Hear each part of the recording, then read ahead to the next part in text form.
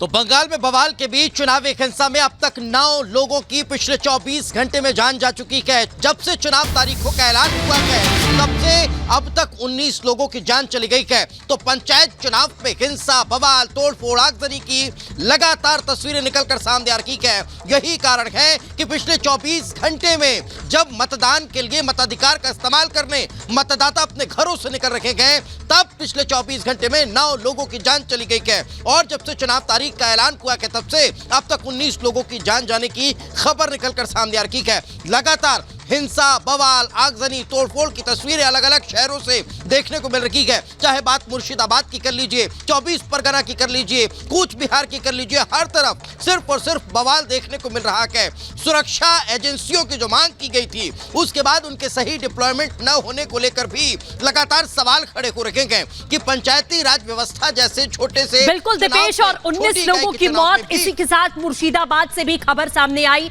जहां हिंसा फैलाई गई। और आपको बताएं, प्रशासन ने जो हिंसा फैलाने के लिए पहुंचे हुए थे लोग, उन्हें खदेड़ा है।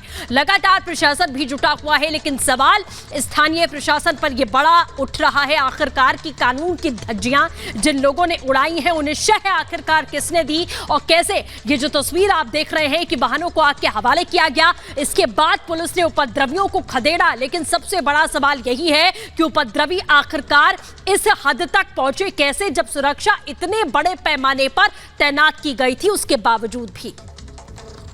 और अलग तस्वीरें आपको हम दिखाते हैं इस वक्त क्या स्थिति है।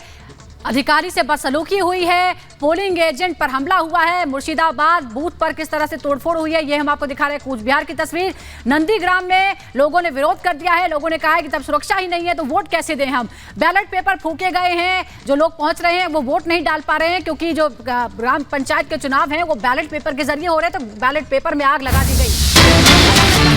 बीच एक और बड़ी खबर आपको बता दें, 24 परगना जिले पहुंचे हैं राज्यपाल सीवी बोस। हिंसा वाली जगह का दौरा करने पहुंचे हैं सीवी आनंद बोस। राज्यपाल पहुंचे हैं हालात जानने के लिए, किस तरह की स्थिति है, अधिकारियों से बात कर रहे हैं। ये तस्वीरें हम आपको दिखा रहे हैं। 24 परगना जिले में भी हिंसा का दौर लगातार जारी है, कई जगह झड़पें हुई हैं और इसके बाद जानकारी लेने के लिए राज्यपाल खुद पहुंचे। अब 2 तस्वीरें, एक तरफ हिंसा जारी है, सड़क पर आगजनी हो रही है, एक दूसरे पर हमले हो रहे हैं, बमबाजी तक की खबरें हैं। तो हालात की समीक्षा करने के लिए राज्यपाल पहुंचे हैं मौके पर। बिल्कुल, और इसी के साथ आपको बता दें टीएमसी की किस तरीके से राज्यपाल ने यहां पर निंदा की है और साफ तौर पर कहा है कि किस तरीके के हालात जो बने हुए हैं, कानून व्यवस्था पूरी तरीके से ध्वस्त हो चुकी है। तो बंगाल में चुनावी हिंसा पर आपको बता दें लगातार बीजेपी बयान दे रही है, कहा है कि एक्सपोज हो रही है टीएमसी। सुधांशु त्रिवेदी की ओर से कहा गया कि यहां लोकतंत्र की हत्या हो रही है। बीजेपी कार्यकर्ताओं पर लगातार हमले पे हमला किया जा रहा है और चुनाव में खुलकर धांधली करती हुई नजर आ रही है टीएमसी। बीजेपी लगातार बड़े बयान दे रही है, सुनिए।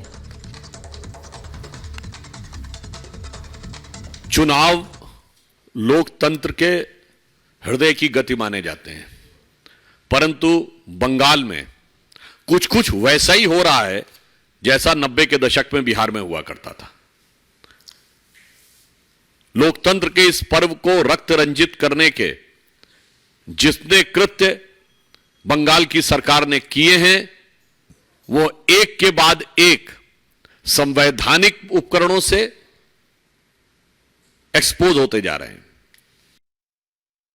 इस वक्त हमारे सहयोगी विवेक हमारे साथ मौजूद है। विवेक, जब से चुनाव तारीखों का ऐलान हुआ है, लोकतंत्र के इस महापर्व के साथ मजाक होता हुआ नजर आ रहा है। क्या अब राज्य सरकार की कोई रिस्पॉन्सिबिलिटी नहीं बनती कि व्यवस्थाओं को दुरुस्त किया जाए?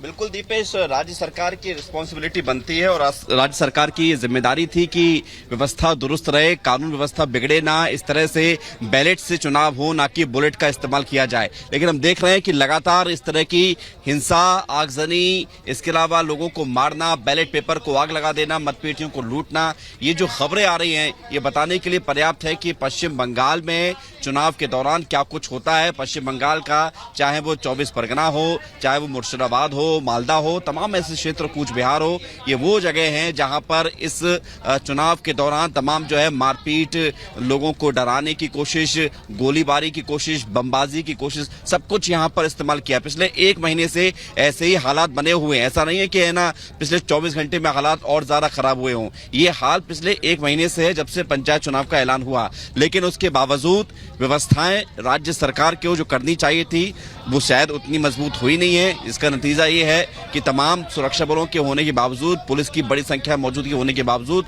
जो उपद्रवी हैं उनके हौसले इतने बुलंद हैं कि वो लगातार उत्पात मचा रहे हैं, वो लगातार इस तरह से घटनाओं को अंजाम दे रहे हैं। उन्हें किसी बात का डर नहीं है कि क्या इसका अंजाम होगा। सबसे बड़ी बात यह है कि हम जो तस्वीर देख रहे हैं, लगातार जो तस्वीर टेलीविजन स्क्रीन पर दिखा रहे हैं, पूरा देश आज ये देख रहा है कि पंचायत चुनाव अकेले पश्चिम बंगाल में नहीं होते, हर राज्य में होते हैं। हर राज्य में पंचायत चुनाव के दौरान छुटपुट हिंसा तो देखने को मिलती है, लेकिन इस तरह से लॉ एंड ऑर्डर ही खराब हो जाना, इस तरह से जो है तमाम बमबाजी होना, गोलीबारी होना, लोगों की मौत हो जाना, और 1-2 नहीं तकरीबन 19 लोगों की मौत हो जाना, ये जो सूत्रों के हवाले से खबर मिल रही है कि जब से चुनाव का ऐलान हुआ तब से लेकर अब तक 19 लोगों की मौत हो गई, और पिछले 24 घंटे में तो 7 से ज्यादा लोगों की मौत हुई है। ये क्या है? ये पश्चिम बंगाल में लॉ एंड ऑर्डर है या नहीं है?